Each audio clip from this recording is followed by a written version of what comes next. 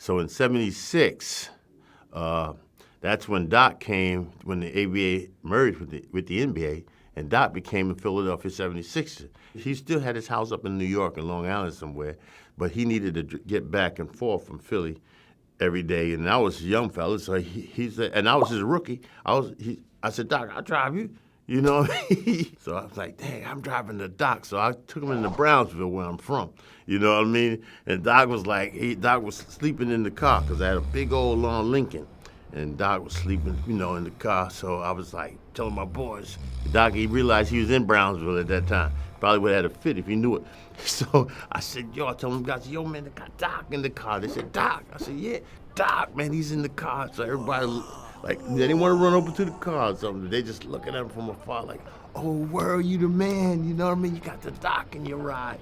And I was like, I was loving it. I was loving it. Now here I'm a rookie, So we get on the turnpike coming to Philadelphia. And Doc puts the chair back in usual position, and he had that big old afro, so he pushes the chair all the way back, so he's leaning back, sleeping.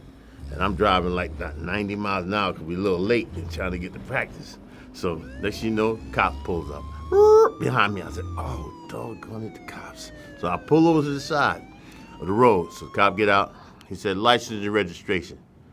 So I said, I realized I was speeding, but I was late for practice. So he said, well, practice with what? I said, I'm with the Sixers, I'm with the 76ers. He said, yeah?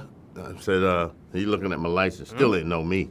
So I said, officer, I got the Doc in here, Julius Erving, like that. He said, Julius Erving? The Doc? I said, yeah. I said, look, that's him right there. Doc sleeping like a mother. The cop he looked in there and said, oh my God, that is Erving.